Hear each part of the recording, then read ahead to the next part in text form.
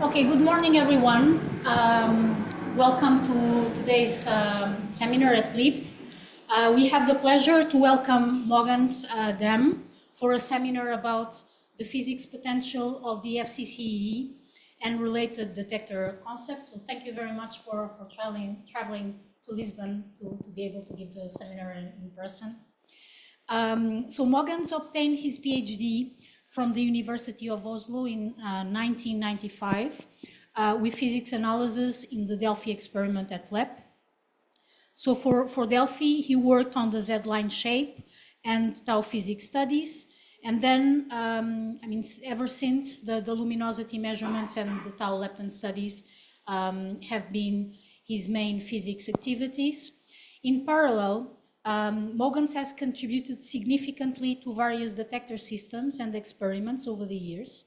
He participated in the design and implementation of the second-level trigger system at the Arabi detector of the Hera collider, in electronics and software for the TRT inner tracker of the Atlas experiment at the LHC, and in the development and production of electronics for the Atlas ITK pixel detector in the context of the phase 2 upgrade of the Atlas experiment.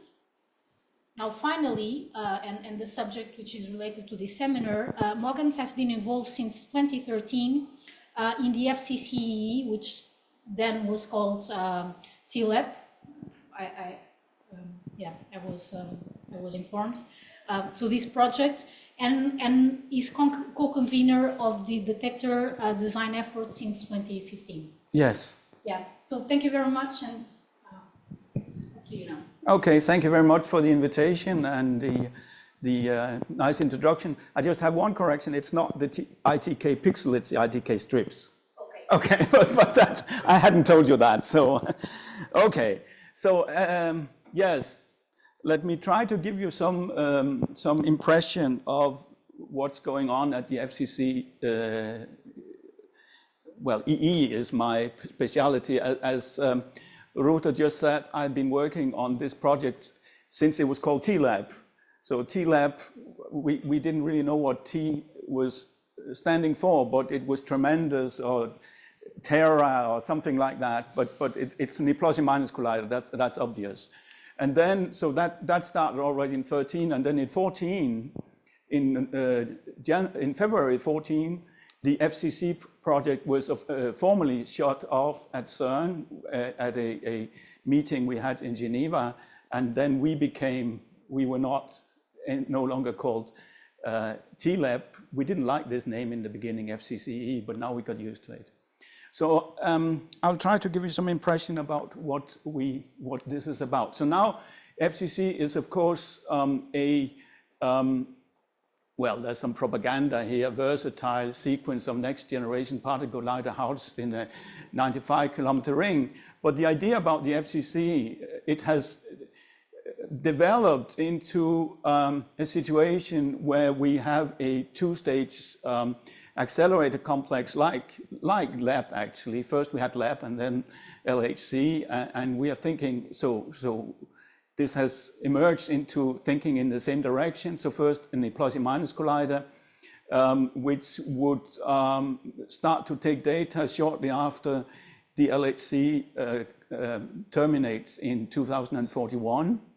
And then in a very long future, which at least I have no hope to experience, have a proton-proton collisions at larger than or equal to 100 TeV. So this is the plan. And so what are the strengths of this machine? Well, it, like LAB, has a shared infrastructure. You only have to build a tunnel once, and then you have some generations of physicists to exploit your tunnel.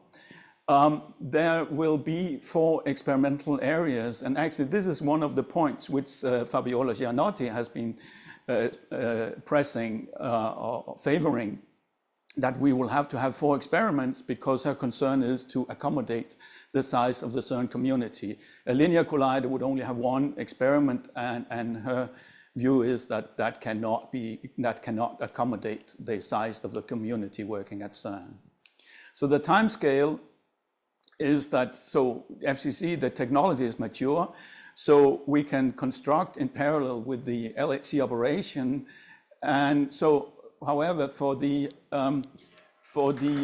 HH machine, the technology is not mature. We still don't have the strong enough dipole magnets, and running the EE plus E minus collider first will give some 2 decades of time to develop magnets so that one in a 90-kilometer tunnel can reach the 100 TeV. So very recently we have submitted so there's a feasibility study going on now, initiated by the CERN Council in 21, and we submitted the midterm report very recently, which was received very well by the review committee and also by the CERN Council. And in that report you will find this timescale. I don't have time here to go into all the details, but you see it starts today more or less, or at least tomorrow, 2025.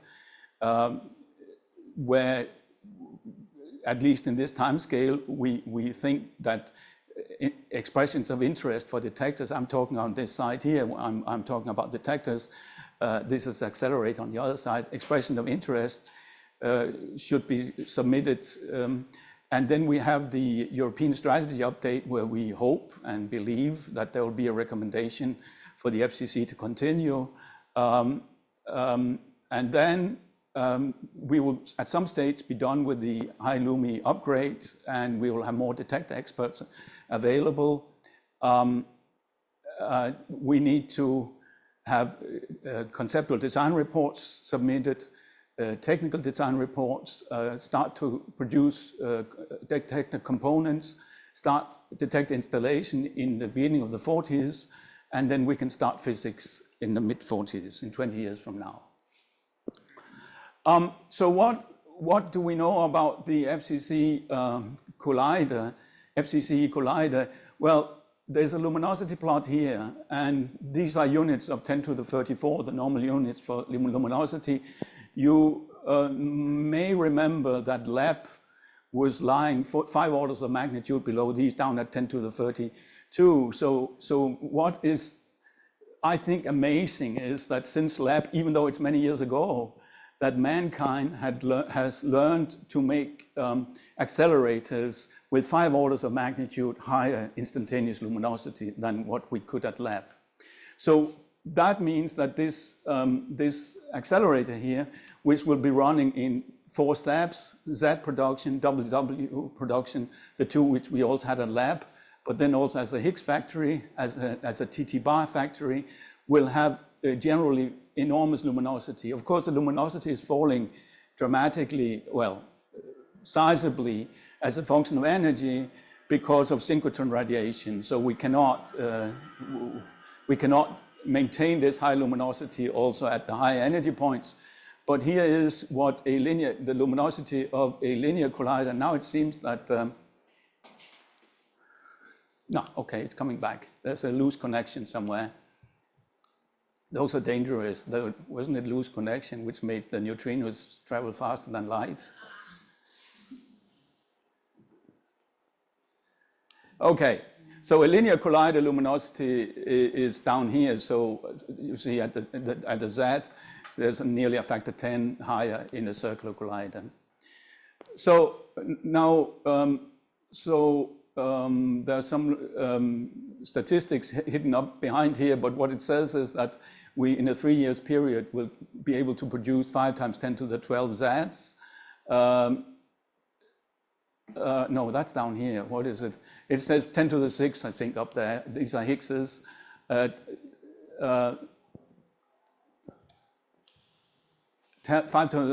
times 10 to the 12 Zs, which is 5 orders of magnitude higher than what we had at lab. 10 to the 8th W pairs, 10 to the 6th TT bars, and I don't want to mention the rest.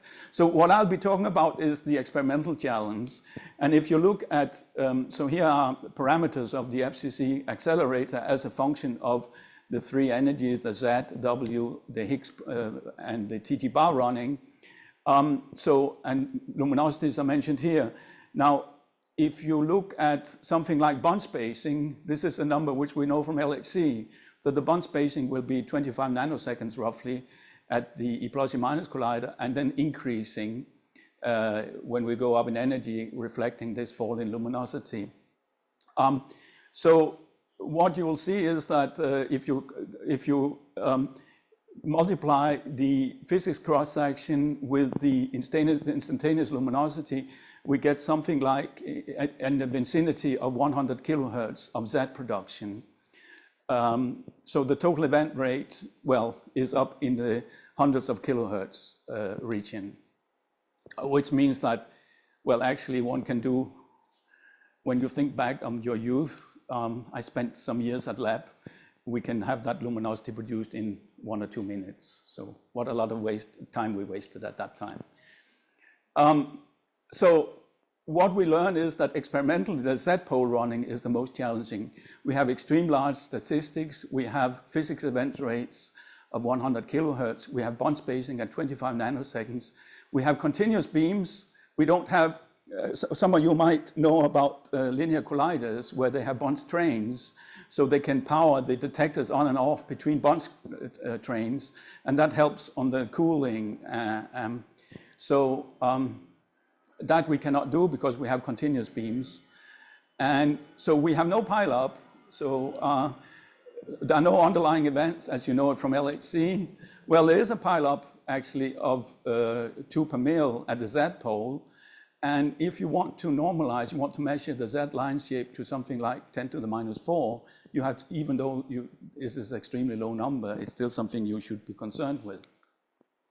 Now, I don't know, I wanted here just to put a reminder. So most people today are involved in proton-proton collisions. Of course, we are talking about E plus E minus collisions here. And the big difference is, of course, that the proton is a compound object. And we are looking at collisions between the components of the proton, whereas here we are working with point-like particles. So when we have point-like particles, we know the initial state. We know that it's well-defined. We know the energy. We know the momentum of the initial state. And it allows for high-precision measurements. Whereas I just saw there was an announcement from Mogens about a measurement of the weak mixing angle in proton-proton collision from CMS. And it says that this is the highest precision weak mixing angle ever measured in hadron collision, but can still not compete with SLC and LAB. So it's clear that in a plus or minus collider, you can do very precise measurements. What is about in the plus or minus is that you have clean experimental conditions. You can think about not having a trigger at all. You have low radiation levels, and you produce a lot of electroweak states, whereas in a proton collision, of course, it's the color states which are dominant.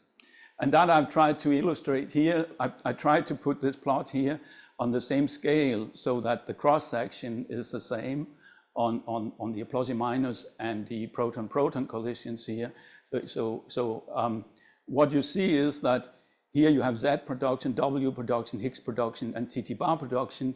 And if you go horizontally over here, the cross-sections, these are the similar cross-sections at the LHC. They're roughly of the same order. The interesting physics is roughly at the same order. But at the LHC, we have the enormous QCD background, which is 10 orders of magnitude above the physics which we want to study, which we do not have in the plus and minus collider. We only have, so say it popular, all the events are physics. There's no background. There's no QCD background. So we have clean conditions. And this is illustrated in this plot here, where from Atlas, where this is a Higgs decay. And how do we find the Higgs decay in proton-proton collision? Well, we go out and look for striking signals in the large background. So here I found 2 muons and 2 electrons, and we make the invariant mass, and we find out, oh my God, this is a Higgs. So I know the event display is lousy, but this is from FCC-ee. And here we have a plus or minus going to this Higgs-Strahling process where Higgs is produced together with a Z boson. The Higgs goes to gluon-gluon, the Z goes to mu-mu. So the yellow tracks are the muons. And just by reconstructing the 2 muons and calculating the invariant mass of the 2 muons, which better be the Z mass, and calculating the recoil mass. What is this recoiling Z? What is this Z recoiling against? And finding out that this is the Higgs mass, one can actually reconstruct or tell that in such an event there is a Higgs, was a Higgs produced, even not seeing the Higgs. So all these blue tracks are from the Higgs, but if you would have a Higgs going to invisible, you would be able to see it because you can tag from just seeing the two muons. You can tag the event as a Higgs event when you calculate the masses. Okay, so I'll turn to detector requirements and challenges. And the first plot, the first slide here is just kind of an introduction. I want to make you aware. So this is a Higgs factory. So this is the process I just talked about, how a Higgs is produced. They're produced in this, what is called a Higgs strahlung process, where we create a virtual Z, which radiates off a Higgs, and we get a real Z as a Higgs and a real Z as the two final state particles. And here's shown the cross section in red. Is shown the Higgs strahlung. There's an additional process where you have WW fusion to a Higgs, which is the blue curve, and in total they give this black curve up there. So what I just said on the previous slide is that by measuring the recoil mass of the Z, one can actually see there was a Higgs in this event, and this is how a plot looks like. So this here you have a recoil mass at 125. So the events in this peak here, even not looking at the Higgs decay process, those are our Higgs events. Of course, there's some background, but if you make a cut here, most of the events will be pure Higgs events. And so here is, here is a process where the Higgs goes invisible to do neutrinos like up here, and the Z, and the Higgs goes to Q bar. And actually, we would like to measure this process, so we would like to tell this recoil mass from this recoil mass. Okay, let me not. Here's a reminder of the Higgs branching fractions. We know, of course, it goes to mass, so it goes to BB bar, preferentially W, taus, gluons, and so on. So the reason why I show this is just immediately to show what do we actually need. Well, to make a plot like that, we need momentum resolution. This is the recoil mass. We need to measure the momentum of the muons from the Z decay. For this, what I was showing here was missing mass from hadronic decays of the, I think I didn't upload the latest version of the slides, but that doesn't matter. I made a mistake yesterday evening, but that doesn't matter. So here we need jet energy resolution. This is the missing mass from jets. And then, of course, when we want to measure the different final states of the Higgs, we need to be able to tag flavor. We have to be able to tell BB bar from gluon jets, from charm jets, and possibly also be able to measure the Higgs goes to strains, which is only 1 per mil. So now this slide here is probably a little bit complicated, but let me just say that, so what we have these 4 stages, well, we have kind of 4 stages of the FCC. We have it as a Higgs factory. We have it as an ultra-precise electroweak program and QCD. We have a heavy flavor program, and we have actually new physics, search for new particles. So feebly coupled, light new particles. So we will have a roughly 1 million Higgs decays, and well, here's told what we are aiming for. We want to measure the Higgs coupling to fermions and bosons. We believe also we can measure this Higgs self-coupling. I don't want to talk about that. I don't have time for that, but we should be able to measure the Higgs self-coupling to somewhere between 2 and 4 sigma. And so for the ultra-precise measurements, we have these 5 times 10 to the 12 Zs and 10 to the 8 W pairs. And the aim there is to measure MZ, the Z mass with invisible with sine squared theta W, these ratios of branching fractions, alpha S, the W mass, the W width to a very high precision compared to what we have today. And then, of course, from the top, we can measure the top mass, the width, and its electroweak couplings.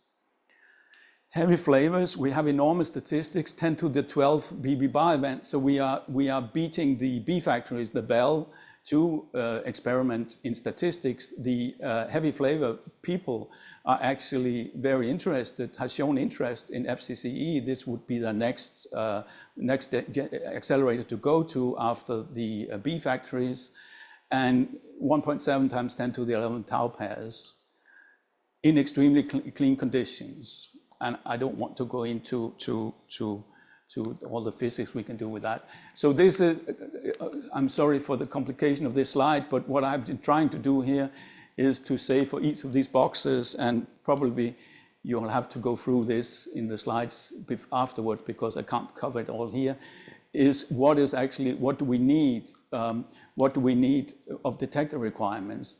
For the Higgs factory, we need momentum resolution, which is commensurate with the beam energy spread, so 10 to the minus 3 at 50 GeV, say.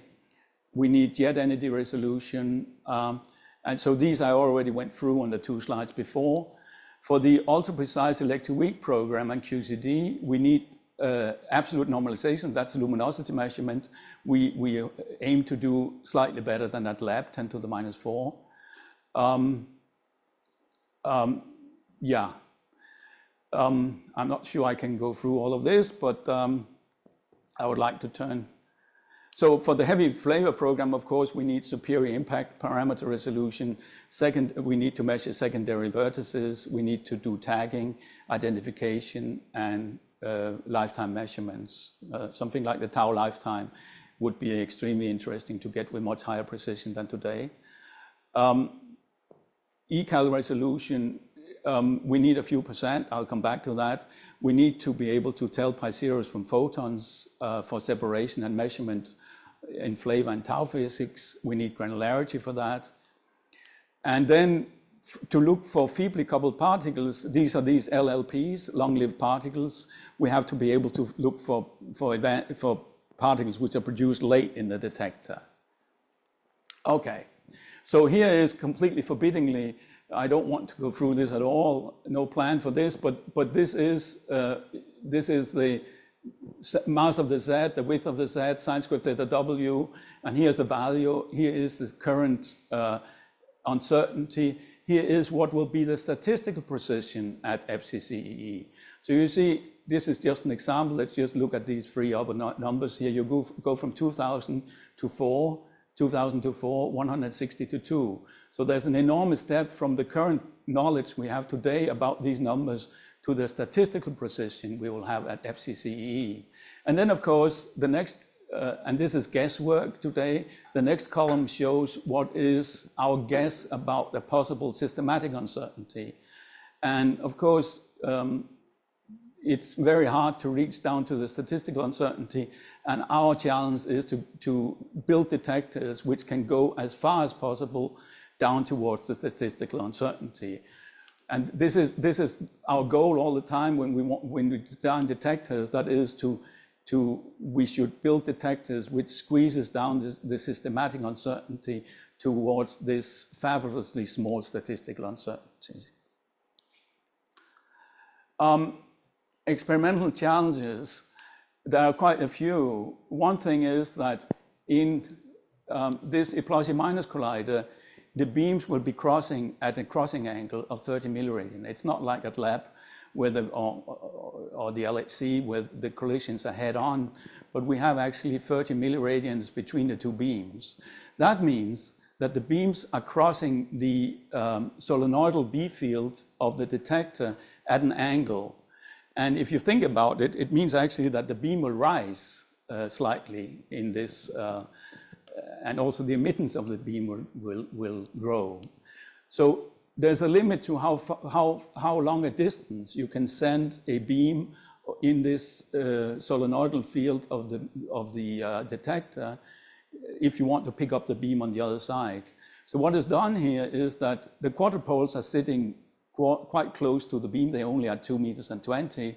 And then what one does is to put what is called a compensating solenoid in front here. And that compensating solenoid has the opposite polarity of the detector solenoid, so that integrated over the whole distance there, the beam sees no field. That pushes the luminosity monitors very close to the interaction point. And actually we have all of this stuff here. It's shown here. We have all of this heavy stuff sitting inside the detector. Not like at lab where the quarter pole and the luminosity monitor were kind of completely outside the detector. Here we will have them inside the detector. So we have this very tightly packed machine detector interface. We have continuous beams, as I just said. We have no bunch trains. We have extremely high luminosities. So one has to plan also for how to treat actually 10 to the 13 events for precision physics. So you would like to make a plot of the Z line shape, which has 10 to the 13 events in it. So you run your root macro on over 10 to the 13 events. How to do that? Physics events is at 100 kilohertz. That means that detector response should not be longer than something like 1 microsecond to minimize dead time and event overlaps. And it poses strong requirements on the subdetector front-end electronics and the DAC system, which has not been thought out yet. There's quite a lot of work to do on trying to design and think out a trigger and DAC system. Do we need a trigger? Yes or no? So at the same time, one has to keep a low material budget to minimize the mass of electronics, cables, cooling, and etc. So let me try to go through what do we need of detector technologies. So we need a vertex detector, obviously to measure impact parameters and secondary vertices and so on. And we are lucky that in that specific region, there's a very strong development. So things go in the direction of light and more precise and closer. And what I have chose to show here is we are very much inspired by the Alice collaboration's work on their vertex detector. So they have the IST2 detector installed a few years ago, which has very low radiation length, something like a third of a percent. And if you could see this, I'm not sure you can, but you can read the different contributions. And you will see that the silicon is in yellow. It's at the bottom here, and the rest is support structure. Now, what Alice is proposing is, you know, that you can bend these silicon wafers around the beam pipe. And so what they are proposing is a detector for the IST3, where they get rid of nearly everything except the silicon, which they wrap around the beam pipe. So we're very much inspired by that. And we realize that many conditions and requirements are common between ALICE and FCC-ee. We have moderate radiation environments, no need to study silicon at high fluences. We have no need for picosecond timing, but high resolution and low multiple scattering is the key to this detector, like at ITS-3. We have made simulation studies of a detector like this one over here, and try to see what could be the B tagging and C tagging efficiency or performance of that. And what has been done here in a paper which is mentioned over here is to compare what is the B tagging efficiency versus, let me see, what is this? This is versus, red is versus U and D quarks. So this is LHC, and the red curve for this detector we are talking about is down here. So you see that the background or the misidentification efficiency goes down by more than an order of magnitude, and the same is true for B tagging versus C, where LHC is up here, and we go down to the blue curve down there. And the other curve over here shows the C tagging efficiency. And here I was actually, yesterday night when I looked carefully at the slide, I was kind of intrigued by the fact that actually it's the gluon contamination which is actually dominant when you go to out here on the curve. And that, yeah. Okay, So that was the... Maybe a question. Yes. What is this improvement used to? Just the technology of the tracking? This is the very low multiple scattering. It's a very high spatial resolution. Yeah, he's welcome to ask. Okay. Yes, yes. Yeah. So it's the higher performance of the detector, the better spatial resolution, the very low multiple scattering compared to what you have at the LHC. Tracking systems. So that was vertex detector. Let me talk a little bit about tracking systems. What do we need? So here's shown what is actually the... So if we take our golden plate process, which is the Higgs strahlung, so here's the Z to mu mu. What is the momentum distribution? So it's between 0 and 80 GeV. And if you now ask what is, if you would look at something, the Higgs goes to mu mu, which we certainly will. So again, we are in this region between 0 and around 80 GeV.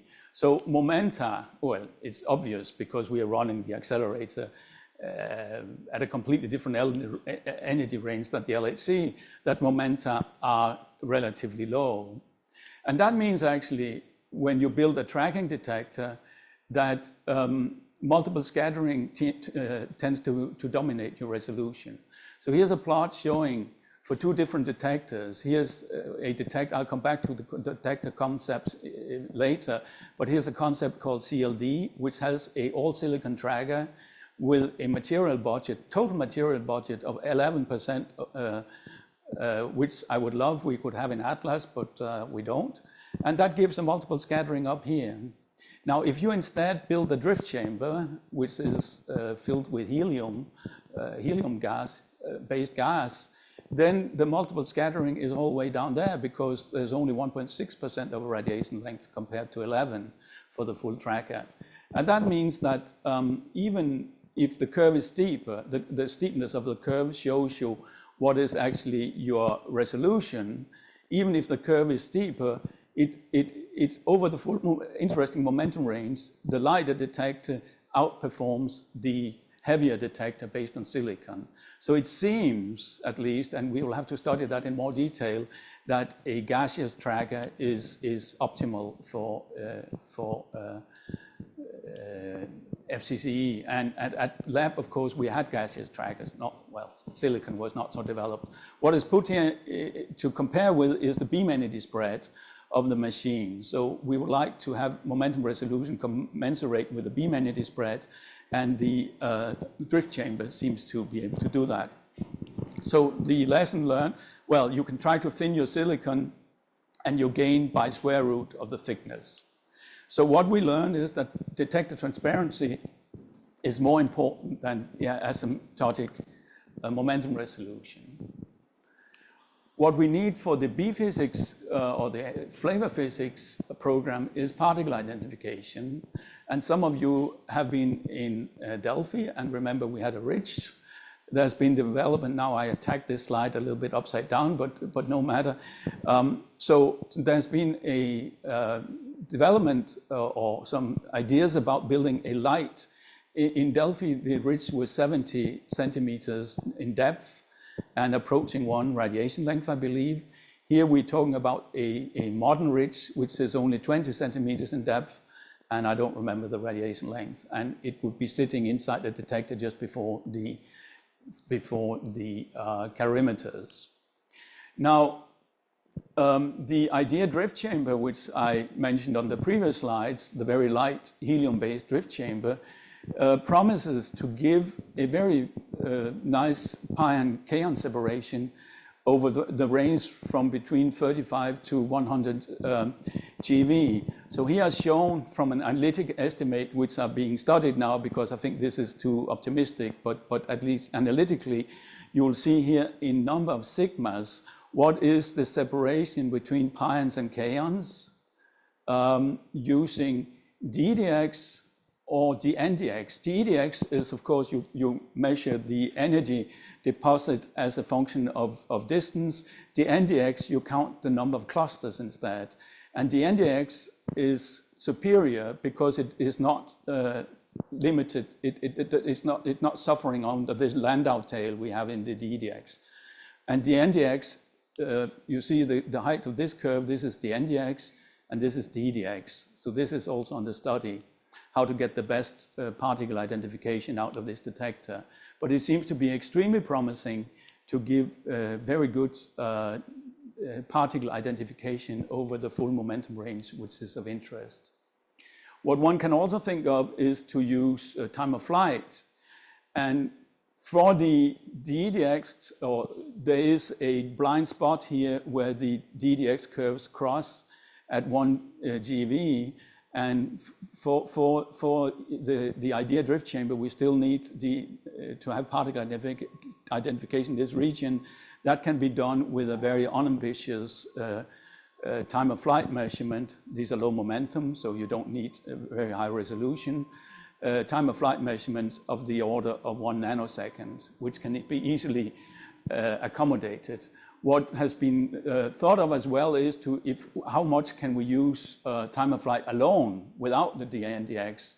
And if you can measure the time of flight to 10 picoseconds over 2 meters of flight distance, you can do pi separation up to 5, 6 TeV. Above that, you have no sensitivity. Well, you have no sensitivity. So the time of flight might not be good enough to do the B-physics program, whereas the drift chamber, the NDX, would be sufficient. And then if you don't have other, well, you can then think about the Ridge counter, which would give you pi separation all the way up to 80 GeV. And then you'll have this thing inside your detector. Calorimetry. We have relatively low energies, so we are thinking about calorimeters, 20 radiation length, 7 interaction length. We need to separate, I don't go through all the arguments here, but we need to separate W's from Z decays. And here is a plot showing what is actually the how can you separate those? If you have a mass resolution of 1% all the way up to 10%, you see at 10% it disappears. So we should have somewhere around low percent, 3% jet energy mass resolution to separate the two. And the question is how to get that. And there are two ways being favored. One is, well, they stick together, of course, to have high granular calorimeters like proposed by the Callies Corporation, and then use a particle flow analysis. So in the particle flow, of course, what you do is that you associate tracks to calorimeter deposits, and then because the track momentum measurement is much more precise than the calorimeter, when you can associate, you throw away the calorimeter information for these informations. And the only thing you need the calorimeter for the jet energy resolution are for the neutrals. The charge tracks are taken care of by the tracker. So this was jet energy resolution, but there are other requirements for the calorimeters. So we need energy resolution. What I just said here was the photons and neutrals we need for the particle flow. But we also need to measure electrons and charged hadrons for particle identification, EOP measurement, as you know. The dynamic range is from a very low down to a few hundred MeV up to the 180, half the beam energy. For pi-zero identification in flavor physics, we need to be sensitive down to something like a few hundred MeV, like we were at lab. So it's, of course, a completely different range than what we had the LHC, where I guess we are sensitive to photons. We start at a completely different energy, some GeV. Granularity, we need to distinguish photons from pi-zeros. We need to disentangle showers for particle flow, and the requirements here on the study. We need hermeticity, we need uniformity, we need calibrability. I'm not sure that word exists, but I try to use it anyway. And we need stability. So all of this you need if you want to beat down the systematics for precision measurements. But what we don't need to be particularly fast. However, it's being studied now. There's some French groups on Calais trying to use four-dimensional information when they reconstruct showers in their calorimeter, where they can also use timing. So you have a shower developing in your calorimeter, so you can also use the timing in the calorimeter, perhaps for that. Here's shown a study where for different electromagnetic energy resolution, 3% and 15%. 15 is what you get from a Calais silicon tungsten calorimeter, where you see in a B physics where you want to separate your signal from your background. If you have 3%, it goes fine. If you have only 15, it doesn't go so fine. So there's some attention going to try to improve the normal Calais calorimeters so that we get an energy resolution which is more appropriate for these B physics studies. For tau physics, control of the decay matrix, migration matrix is essential. Here you have generated final state versus reconstructed. Yeah, and you see we would like to make that as diagonal as possible. So here, there's a paper here you can read about different technologies for calorimeters, and you see that going from a dual readout, well, here is a crystal calorimeter with 3% electromagnetic energy resolution up to the Calais, which is this 15 to 17%. And so there's a paper here you can read about these different technologies which we are being considering. So what has developed is that we have these three proto-detector concepts. We have CLD, we have IDEA, and we have a new concept called Allegro, which is basically at this time mainly a liquid argon calorimeter inspired by Atlas, and then the tracker has been, and the silicon vertex detector has been taken over from IDEA. These people, Martin Alexa and his people, have not had time to develop that, so they have copied it over. So they put main effort into the liquid argon. So the CLD detector has a full silicon tracker. It has a Calais-like silicon E-cal. It has a scintillating iron H-cal, and it has a coil around the whole thing. That detector is highly inspired by actually the click detector. It's a development of the click detector concept at CERN to the conditions of CLD. Then there's IDEA, which is started out mainly as an Italian enterprise. Now more groups are joining. That is characterized by this drift chamber, and then by a dual readout calorimeter. It's a kind of a spaghetti thing where you are sensitive separately to the electromagnetic and the hadronic part of the showers, and that promises a very good jet energy resolution. And what is specific about this detector is that it has the coil inside the calorimeter. So if you plan for that, you have to develop very light and transparent coil. The Allegro has the coil outside the E-cal, but inside the H-cal, like we have in Atlas. So let me note the details here, which I think I've already talked about. So here we have CLD with a full silicon full silicon tracker, the E-cal, H-cal, and the coil. So what you see if for the CLD vertex detector and silicon tracker is that it has a very good impact parameter resolution for stiff tracks down to a few micron impact parameter resolution. Of course, when you go up down in momentum, multiple scattering starts to become an issue, and you lose resolution. What you see here on the momentum resolution is that these curves plotted in this way here, the curves are falling linearly, which shows you that, well, they bend off a little bit at the bottom here, but this linear fall shows that they're completely dominated by multiple scattering. And the material budget of the detector is here, so these are the 11% I talked about before, which is good, but perhaps not completely appropriate for what we want to do.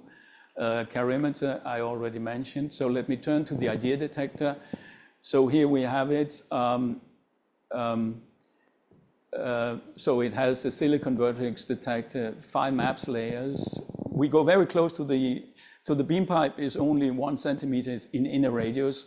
So the vertex detector can go all the way down to 13 millimeters, and it goes up to 33 centimeters. And outside that, we have this short drift ultralight wire chamber, which goes up to 2 meters.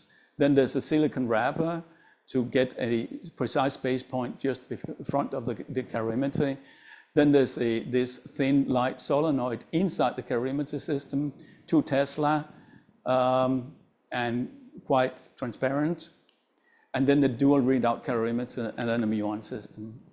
So actually, IDEA is quite developed. The Italian groups, PISA and Frascati, has developed the vertex detector here with, you have the inner vertex detector here, just around the beam pipe, and then you have layers outside, out to 30 centimeters.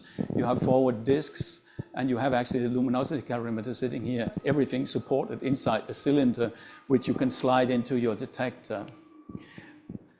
So these vertex detectors are based on, I think, both Arcadia and Atlas Pixel 3 are Italian R&D projects for silicon detectors. And here you see the radiation budget of that detector in terms of percent of a radiation length. So in the barrel, we are down to 2% of a radiation length for the full detector, which is amazing if it can be built. At the same time, they're proposing a concept which is like the ITS-3 with curved sensors wrapped around the beam pipe.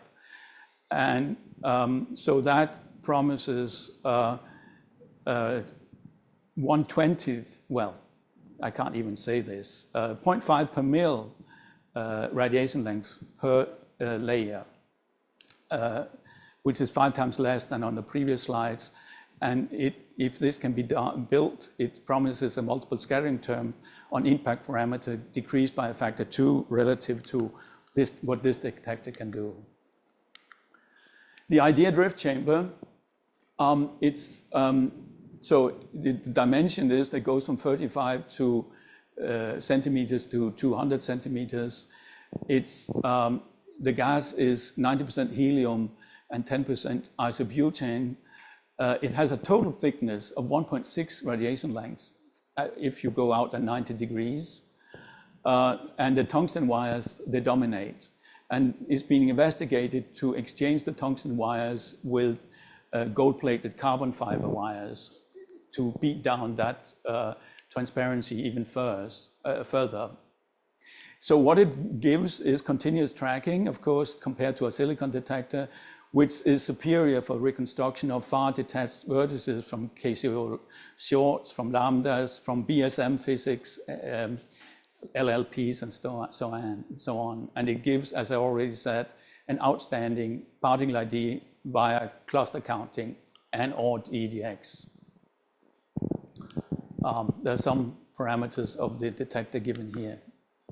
Then there's a dual-out calorimeter. It has scintillating fibers, it has Cherenkov fibers, and I don't want to go through all the mathematics of the dual readout, but in a hadronic shower, if you can measure both the hadronic part and the electromagnetic part, then you can compensate for the in software for the non-compensatingness of this detector and get a very good single hadron and jet energy resolution.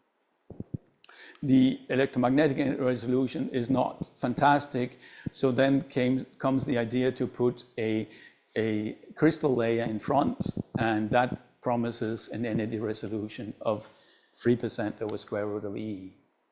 Then I turn to the Allegro, the last concept. So I don't want to say anything about the vertex detector and the drift chamber, it's a copy. But what they are working on is a high granular eCal based on noble liquids, which could either be liquid argon like in Atlas or liquid krypton. and an absorber, either lead or tungsten. Of course, liquid krypton plus tungsten would probably be the best. It's the most compact. Yeah. And so let me just turn on. So here is, I don't know if you can see it, it's a little bit unclear, but ideas of how, so they put, instead of the accordion geometry in Atlas, they put PCBs at an angle relative. So you imagine the whole detector is wrapped around there. So you have the PCB as an angle with respect to the phi, the out. So you point to the vertex in here. And they have a 7-layer PCB, and that way they can make very granular calorimeters with a, the granularity is shown somewhere on this slide. So in delta theta, 10 milliradians, and in delta phi, 8 milliradians. So you have 2 times 2 centimeter cells, roughly speaking, inside your calorimeter, and can do very, very detailed shower reconstruction. So this plot here shows what is actually the experience from Atlas on running a liquid argon calorimeter. And so here is data collected over time. And what it shows is that there's a pedestal stability to 100 keV. The gain stability is to 10 to the minus 4 roughly. So a liquid argon calorimeter is not as fine-grained as a Callis calorimeter, but we have experienced that it can be controlled to an extreme precision, which when you want to beat down systematics might be a big advantage. Then I talk about other issues. So here is something which I find very interesting. So this is a relatively new proposal for a calorimeter called granita. It's made of grains. It's actually salt. You can't see, I think, the ruler here, but it's just salt grains. Well, not salt, but they are made of BGO, or there are some Ukrainian groups actually developing this stuff here, which I think is interesting in itself. So you put these grains into a liquid or whatever they want to do and have scintillating fibers. And this promises perhaps to, well, it promises a very good energy resolution. And then the price is completely different, because to make BGO small crystals instead of big crystals is of course much, much cheaper. So this is a study on the development, which I find extremely interesting. Just a few words about superconducting solenoids. We need this, if you want to put the solenoid inside the detector, you need it to be very thin. And so these are work by Tenkate before he went on pension. So he promised us a radial envelope of 30 centimeter and a cold mass of only 47% of a radiation length, 9% of an interaction length, and a vacuum vessel which is 28% of a radiation length.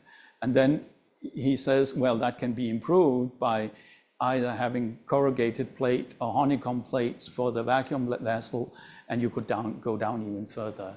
This is under development. I think actually apart from CERN, there's a magnet group in Genoa who's also interested in that. So here is then a picture of how the magnetic field inside a small solenoid would look like, a small cheap solenoid inside the calorimeter.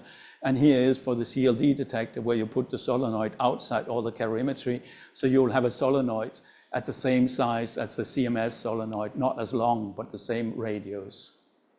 We've been told by the CERN infrastructure group that one cannot go out further in radius. If we do that, then you cannot build, then you'll have to build the solenoid on site, which is way more expensive than it is to build it elsewhere and transport it.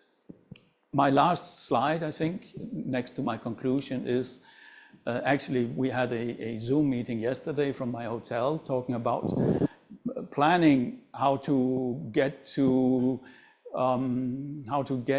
approach the question about readout, dark, and data handling. I put a few words here. So in particular at the GigaZ operation, or the TeraZ I should have put here, we have challenging conditions. We have 40 megahertz, we have physics rates at 100 kilohertz. We have an absolute normalization goal of 10 to the minus 4. Different detected components tend to prefer different integration time. Silicon, vertex, and tracker sensors tend to like to talk about microsecond integration times, also to save power. So then we need probably some kind of bunch crossing identification via time stamping, at least at the track level. The luminosity calorimeter, which I've not talked about, probably prefers to actually run at the bunch crossing rate to avoid additional event pileup, because you have a high rate in this small detector down there. So how to organize the readout? So we are thinking about, well, do we need a hardware trigger with latency buffering like we have at Atlas and CMS? I wrote probably not here, but after discussing on Zoom yesterday, I wrote or and 3 question marks. Which detector element would provide the trigger to the required precision anyway? We have to find out about that. Or can we, so this is, I try to put as a joke here, these are buckets. We have these buckets. I don't know if you can see it, but so the alternative is to do free streaming. So any subdetector, when it sees data, it is self-triggering. It just does zero suppression and pushes out the data. And then one would have to do event building based on timestamping. So here is free streaming, and you see it's not always so simple. I don't know how it goes when these streams, they cross each other, but and this might not be simple either. So we're discussing these things. And what is clear to us is that we have to decide on these issues here before we can actually decide the readout of our detectors, how to design our detectors. I think we cannot just first build the detectors and then start to think about the readout. We need to consider trigger, well, that's what I say here, thinking about the dark later will very likely lead us into trouble. This is actually a quote from Dave, now I forgot his name right now, sorry. Yeah, and I already said that we have to be prepared to treat 10 to the 13 events. So the outlook, what I've been trying to tell you in too many slides, I'm afraid, is that FCC-ee has an enormous physics potential. It's an unprecedented factory for Z, W, Higgs boson, and for top beauty and charm quarks, and for tau leptons. And it's possibly also a factory for light BSM particles. The development of instrumentation to fully exploit the physics potential is challenging and exciting. FCC-ee will host 4 experimental collaborations. For the next European strategy update, we need to demonstrate that experimental challenges can be met by several detector concepts. There's work ongoing on 3 proto-detectors with widely different technology choices. There's a CLD, and I put some contacts here. There's IDEA, and there's Allegro, as you've seen. There's a wide room for exploration of alternative ideas and solutions. And work is ongoing to implement the proto-detectors and the subsystems into the software framework, which is called Key4HAB, which will allow us to optimize for optimization studies. And the last word is that don't hesitate to join. We think the effort is very exciting, and we need. Thank you very much.